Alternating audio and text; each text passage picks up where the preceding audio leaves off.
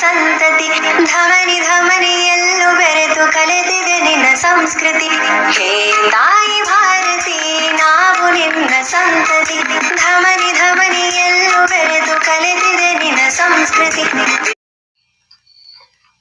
ಓಂ ಶ್ರೀ ಗುರು ಬಸವಲಿಂಗಾಯ ನಮಃ.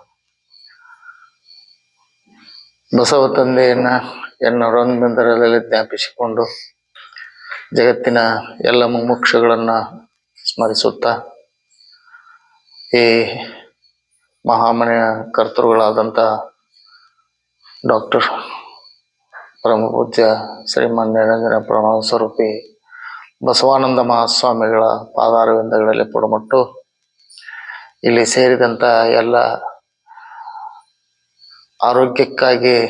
ಆರೋಗ್ಯವನ್ನು ಉಳಿಸಿಕೊಳ್ಳೋದಕ್ಕೋಸ್ಕರವಾಗಿ ಅಥವಾ ಆರೋಗ್ಯವನ್ನು ಕಾಪಾಡಿಕೊಳ್ಳೋದಕ್ಕೋಸ್ಕರವಾಗಿ ಆಗಮಿಸಿದಂಥ ಎಲ್ಲ ನನ್ನ ಸಹೋದರ ಸಹೋದರಿಯರೇ, ಎಲ್ಲರಿಗೂ ಶರಣಾರ್ಥಿಗಳು.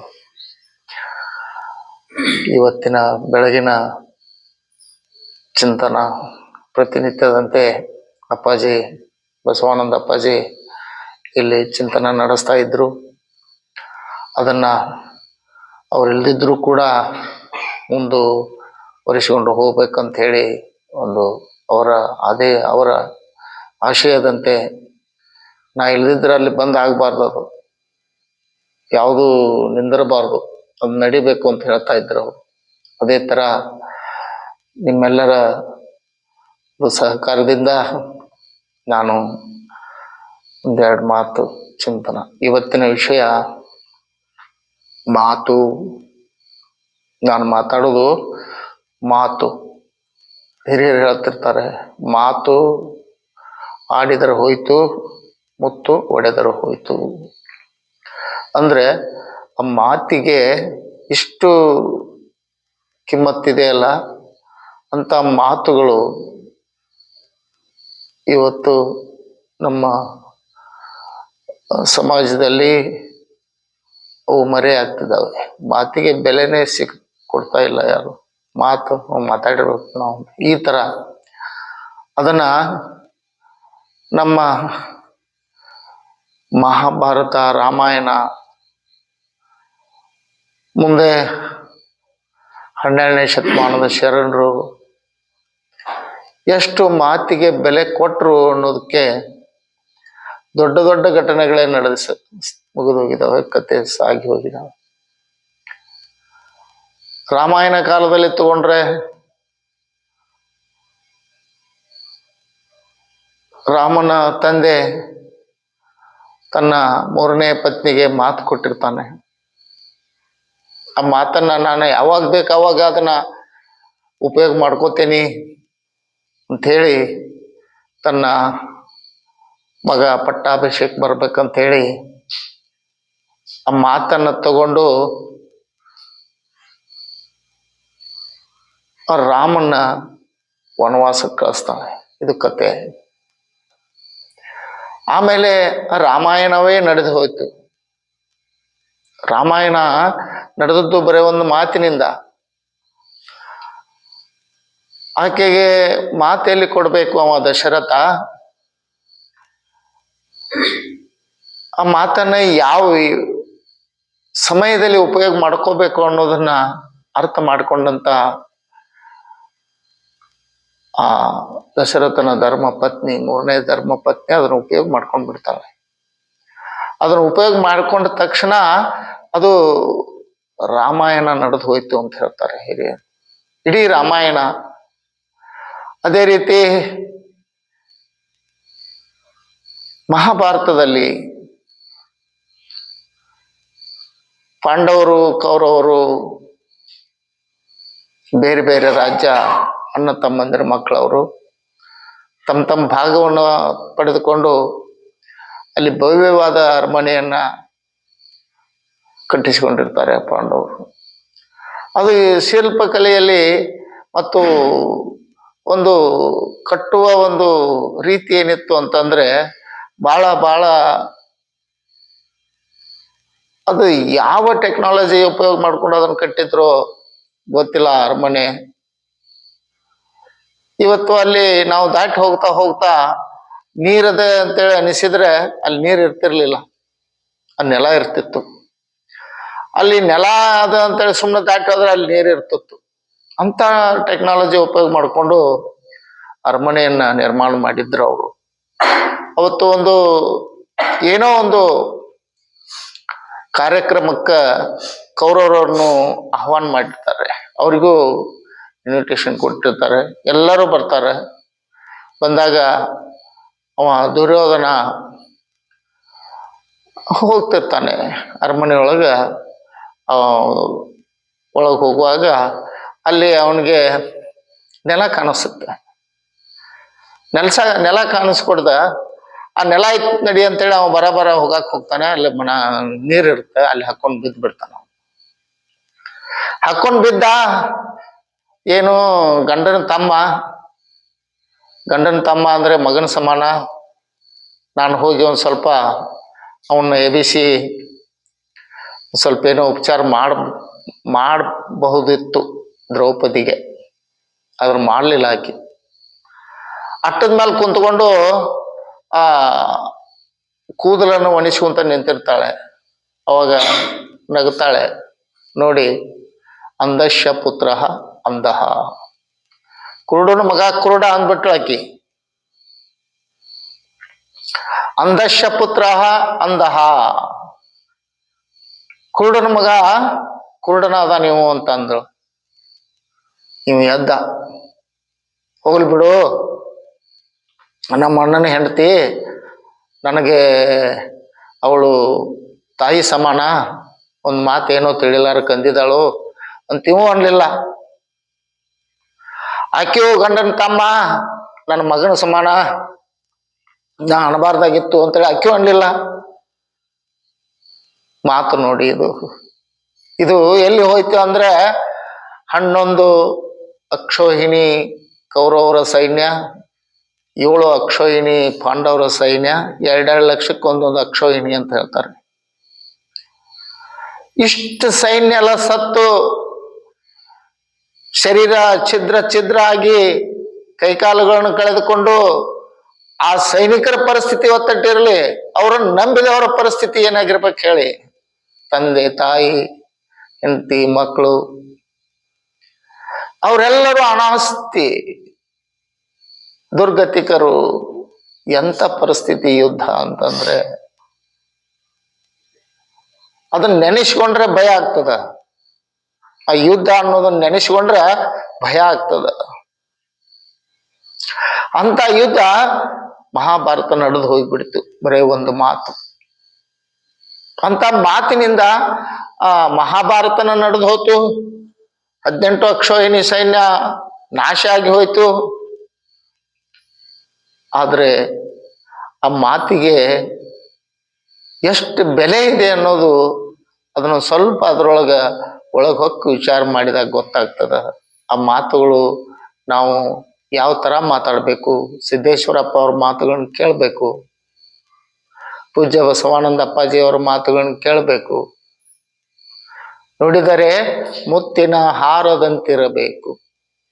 ಹೇಗಿರ್ಬೇಕು ಅಂತಂದ್ರೆ ಮಾತುಗಳು ನುಡಿದರೆ ಮುತ್ತಿನ ಹಾರದಂತಿರಬೇಕು. ಮುತ್ತಿನ ಹಾರ ನೋಡ್ರಿ, ಸಣ್ಣ ಮಕ್ಕಳ ಕೊಳ್ಳಾಗಿರ್ತಾವು, ಎಷ್ಟು ನೀಟಾಗಿ ಜೋಡಿಸಿರ್ತಾರೆ ಆ ಮುತ್ತಿನ ಒಂದು ಸರ. ಅದೇ ತರ ನಮ್ಮ ಮಾತುಗಳು ನೀಟಾಗಿರ್ಬೇಕು ಅಂತ ಹೇಳ್ತಾರೆ ಶರಣರು.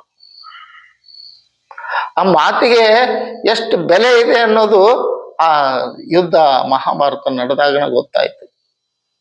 ಗೊತ್ತಾಗ್ತದ. ಏನಾದ್ರೂ ಒಂದು ತ್ರಾಸ ಬಂದಾಗ ಗೊತ್ತಾಗ್ತದ. ಕಲ್ಲು ಹೋಗಿದ್ರ ಹೋಗಿಬಿಡ್ತಾ ಇದ್ವು, ಮಾತಾಡಿದ್ರ ಹೋಗಿಬಿಡ್ತಾ ಇದ್ವು ಅಂತ ಹೇಳ್ತಾರೆ. ನುಡಿದರೆ ಮುತ್ತಿನ ಹಾರದಂತಿರಬೇಕು, ನುಡಿದರೆ ಸ್ಫಟಿಕದ ಸಲಾಕೆಯಂತಿರಬೇಕು, ನುಡಿದರೆ ಮಾಣಿಕ್ಯದ ದೀಪ್ತಿಯಂತಿರಬೇಕು, ನುಡಿದರೆ ಲಿಂಗ ಮೆಚ್ಚಿ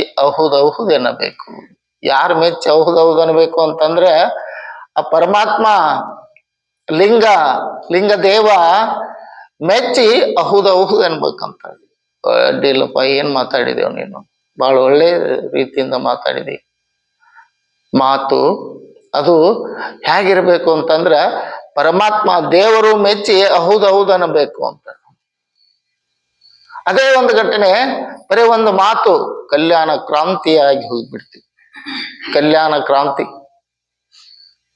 ರಾಜ್ಯಸಭೆಯಿಂದ ಬಸವರಸರು ಕುದುರೆ ಮೇಲೆ ಬರ್ತಿರ್ತಾರೆ. ತಮಿಳ್ನಾಡಿನಿಂದ ಒಬ್ಬ ಶರಣ ಬಂದಿರ್ತಾನೆ ಭೇಟಿ ಆಗ್ಬೇಕಂತ.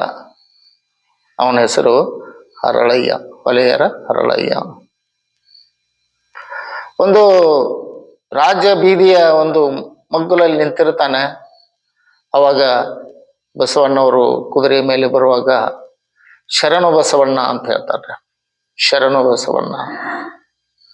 ಅವಾಗ ಆ ಬಸವಣ್ಣವರು ಅವನಿಗೆ ಶರಣು ಶರಣಾರ್ಥಿ ಶಿವ ಶರಣ ಹರಳಯ್ಯ ಒಂದು ಮಾತು. ಈ ಮಾತು ಇಡೀ ಕಲ್ಯಾಣದ ಕ್ರಾಂತಿಯಾಗಿ ಹೋಗ್ಬಿಡ್ತು. ಬರೇ ಒಂದು ಮಾತು, ಶರಣು ಶರಣಾರ್ಥಿ ಶಿವ ಶರಣ ಹರಳಯ್ಯ. ಈ ಒಂದು ಮಾತೇನಿದೆ ಅಲ್ಲ, ಮುಂದೆ ಈ ತರ ಘಟನೆಗೆ ಕಲ್ಯಾಣ ಕ್ರಾಂತಿ ಆಗ್ತದ, ಶರಣರ ವಧೆ ಆಗ್ತದ, ವಚನ ಸಾಹಿತ್ಯವನ್ನ ಸುಟ್ಟು ಭಸ್ಮ ಮಾಡ್ತಾರೆ ಈ ಸನಾತನಿಗಳು.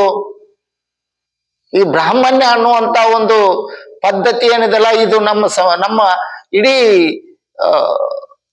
ಸರ್ವಸ್ವವನ್ನು ನಾಶ ಮಾಡ್ತಾರ ಅನ್ನೋದು ಯಾರಿಗೂ ಗೊತ್ತಾಗ್ಲಿಲ್ಲ. ಸ್ವತಃ ಆ ಮಾತನ್ನು ಮಾತಾಡಿದಂತ ಅಪ್ಪ ಗುರು ಬಸವಣ್ಣನವ್ರಿಗೂ ಸಹ ಇದು ಮುಂದೆ ಹೀಗೆ ಆಗ್ತದನೋ ಏನೋ ಅನ್ನೋದು ಗೊತ್ತಿತ್ತು, ಆಗ್ಲಿಲ್ಲೋ ಯಾರಿಗ್ ಗೊತ್ತು. ಅದೇ ಮಾತು ಕೇಳಿ ಅವ ದಿಗ್ಭ್ರಾಂತನಾಗ್ತಾನೆ ಹರಳಯ್ಯ. ದಿಗ್ಭ್ರಾಂತನಾಗಿ ಅಲ್ಲಿ ಯಾವ ಜಗದಲ್ಲಿ ನಿಂತಿದ್ದಲ್ಲ ಆ ಜಗದಗಳು ನಿಂತು ಬಿಡ್ತಾನೆ. ಅಲ್ಲಿ ಅವನಿಗೆ ಈ ಭೂಮಿಯ ಪರಿವೆ, ತನ್ನ ಪರಿವೆ, ತನ್ನ ಶರೀರದ ಪರಿವೆ ಯಾವುದು ಇರೋದಿಲ್ಲ, ಎಲ್ಲ ಮರೆತು ಬಿಟ್ಟಿರ್ತಾನೆ. ಅವಾಗ ವೇಳೆ ಆಯ್ತು, ಕತ್ಲಾಯ್ತು. ಅವನ ಧರ್ಮ ಪತ್ನಿ ಶರಣಮ್ಮ ಕಲ್ಯಾಣಮ್ಮ ಹುಡುಕೊಂತ ಬರ್ತಾರೆ, ಶೀಲವಂತ ಅವನ ಮಗ. ಅವರಿಬ್ರು ಕೂಡಿ ತಂದೆಯನ್ನ ಗಂಡನನ್ನ ಹುಡುಕೊಂತ ಅವರಿಬ್ರು ಬಂದಾಗ ರಾಜಬೀದಿಯಲ್ಲಿ ನಿಶ್ಶಬ್ದವಾಗಿದೆ. ರಾಜಬೀದಿ ಅಲ್ಲಿ ಓಡಾಟ, ಮಂದಿಯ ಓಡಾಟ ಯಾವುದೂ ಇಲ್ಲ. ಇವನು ಮಾತ್ರ ನಿಂತು ಬಿಟ್ಟಿದ್ದಾನೆ. ಬಂದ ಅಳಗಾಡಿಸಿ ಯಾಕೆ ಇಲ್ಲಿ ನಿಂತೀರಿ ಅಂದಾಗ ಅವಾಗ ಮೈ ಮೇಲಿನ ಪರಿವೆ ಬರ್ತದ, ಅರಿವು ಆಗ್ತದ. ಹಿಂಗಾಯ್ತು ಕಲ್ಯಾಣಿ, ಹಿಂಗಾಯ್ತು ಅಂತೇಳಿ ಹೆಂಡತಿಗೆ ಹೇಳ್ತಾನೆ. ಹೇಳಿದಾಗ ನನ್ನ ಮೇಲೆ ನಾನು ಶರಣ ಅಂತಂದ್ರೆ ನನಗೆ ಶರಣು ಶರಣಾರ್ಥಿ ಶಿವ ಶರಣ ಹರಳಯ್ಯ ಅಂತ ಹೇಳಿ ನನ್ನ ಮೇಲೆ ದೊಡ್ಡ ಭಾರವನ್ನ ಹಾಕಿಬಿಟ್ರು ಅಪ್ಪ ಗುರು ಬಸವಣ್ಣನವರು. ನೋಡ್ರಿ, ಅವರು ಆ ಮಾತಿಗೆ ಎಷ್ಟು ಬೆಲೆ ಕೊಟ್ರು. ನಾವಾದ್ರೆ ನಾವೇನ್ ಮಾಡ್ತಿದ್ದೀವಿ? ಇವತ್ತು ನಾವೇನಾದ್ರೂ ಕುಂತಾಗ ನಮಸ್ಕಾರ ಸಾವುಕಾರ ಅಂತಂದ್ರ ಎಷ್ಟು ಸೊಕ್ಕು ನಮಗ. ಹಾ ಒಳ್ಳೆ ನಮಸ್ಕಾರ ಮಾಡುವಷ್ಟು ಸಹಿತ ನಮ್ಮಂತಲ್ಲಿ ಮನಸ್ಸಿರೋದಿಲ್ಲ. ಒಬ್ಬ ಯಾವಾದ್ರೂ ಬಡವ ಅಥವಾ ಯಾವಾದ್ರೂ ಒಬ್ಬ ಅವನ ಇದನ್ನ ಸಮಸ್ಯೆನ ಬಗೆಹರಿಸಿಕೊಳ್ಳಿಕ್ಕೆ ನಮ್ಮ ಮನೆಗೆ ಬಂದಾಗ ನಮಸ್ಕಾರ ರೀ ಗೌಡ್ರ, ಬಾ ಬಾ ಬಾ.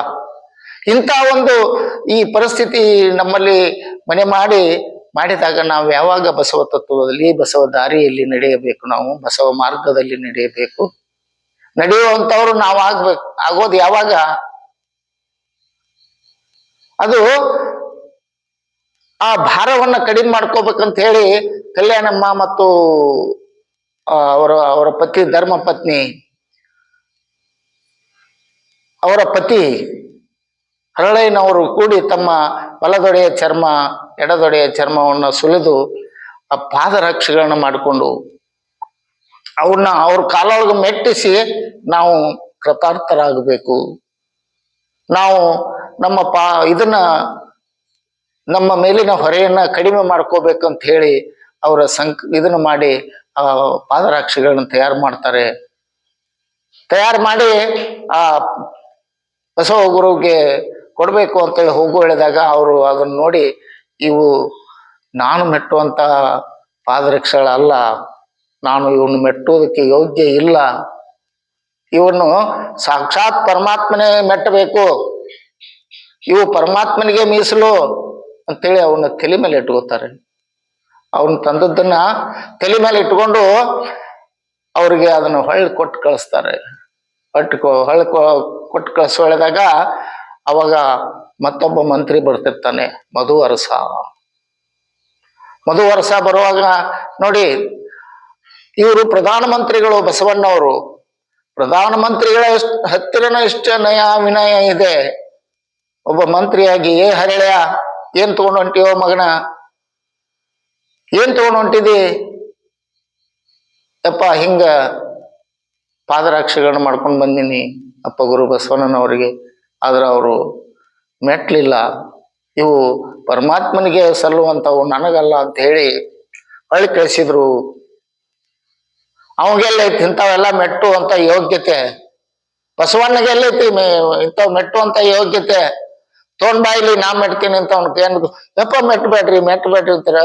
ಸಾಕಷ್ಟು ಹೇಳ್ಕೊತಾರೆ, ಬೇಡ್ಕೋತಾರೆ, ಕಾಲು ಬೀಳ್ತಾರೆ, ಆದ್ರೂ ಅವ ಮೆಟ್ಟು ಬಿಡ್ತಾನೆ. ಅದ್ರದ ಅನುಭವಿಸ್ತಾನೆ. ಆ ಮೈಯೆಲ್ಲ ಉರಿ ಎದ್ದು ಮೈಯೊಳಗ ಮುಟ್ಟಿದ್ರೆ ಸಾಕು, ಬೆಂಕಿ ತರ ಉರಿ ಎದ್ದು ಬಿಡುತ್ತೆ ಅವನ ಮೈಯಲ್ಲಿ. ಅದನ್ನ ಕಡಿಮೆ ಮಾಡ್ಕೋಬೇಕಾದ್ರೆ ಆ ಹರಳೆಯನ ಒಂದು ಚರ್ಮವನ್ನ ಮಿದು ಮಾಡುವಂತ ಒಂದು ಕರಿಬಾನಿ ಅಂತ ಇರುತ್ತೆ. ಕರಿಬಾನಿ, ಆ ಕರಿಬಾನಿ ಒಳಗಿನ ನೀರನ್ನು ತಗೊಂಡು ಬಂದ ಅವನ ಮಗಳು ಸಿಂಪಡಿಸಿ ಅದನ್ನ ಬಸವಣ್ಣವರು ಪಾದೋದಕ ಮಾಡಿ ಕೊಟ್ಟಿರ್ತಾರೆ. ಆ ನೀರಿನಿಂದ ಪಾದೋದಕ ಅಂದ್ರೆ ಕಾಲು ತೊಳೆದ ನೀರಲ್ಲ, ಅದನ್ನ ನೀವು ಎಲ್ಲ ಮೊದಲು ತಿಳ್ಕೋಬೇಕು. ಕಾಲು ತೊಳೆದದ್ದು ಅದು ಇವು ಪಾದೋದಕ ಅಲ್ಲ. ಪಾದೋದಕ ಅಂದ್ರೆ ಇವು ನಮ್ಮ 12 ಗಂಡುಗಳೇನಿದಾವಲ್ಲ, ಇವಕ್ಕೆಲ್ಲಕ್ಕೂ ಈ ವಿಭೂತಿ ಹಚ್ಚಿ ಇವನ್ನ ಓಂ ನಮಃ ಶಿವಾಯ ಅಂತ 12 ಸಲ ಅಂದು, ಆಮೇಲೆ ಓಂ ಶ್ರೀ ಗುರು ಬಸವಲಿಂಗ ಎನ್ನುವ 12 ಸಲ ಅಂದು ಆ ನೀರಿನೊಳಗೆ ಷಟ್ಕೋನ ಇದನ್ನ ಮಾಡಿ ಅದ್ರೊಳಗೆ ಓಂ ಬಸವ ನಮಃ ಶಿವಾಯ ಅಂತ ಬರೆದು ಆ ನೀರನ್ನ ಪಾದೋದಕ ಮಾಡಿಕೊಂಡು ಅದನ್ನು ಸ್ವೀಕಾರ ಮಾಡಬೇಕು. ಆದ್ರ ಇವತ್ತು ಊರು ಪಟ್ಟಣ ಇವೆಲ್ಲ ಭಾಳ ದೊಡ್ಡವಾಗಿಬಿಟ್ಟಿದಾವೆ. ಅವ ಸ್ವಾಮಿ ಅಯ್ಯನಾರ ಮನೆಗೆ ಬರ್ಬೇಕಾದ್ರೆ ಬರಗಾಲೇ ಬರ್ಬೇಕಾಗ್ತದ, ಎಲ್ಲ ಗಟಾರ ನೀರು ಗಲೀಜು ಅದು ಇದು ಎಲ್ಲ ತಿಳ್ಕೊಂತ ಬರ್ಬೇಕಾಗ್ತದ. ಅಂತದ್ರಾಗ ಈ ಪಾದೋದಕ ಇವು ಯೋಗ್ಯ ಅಲ್ಲ ಅಂತೇಳಿ ಭಾಳ ಜನರ ಅಭಿಮತ.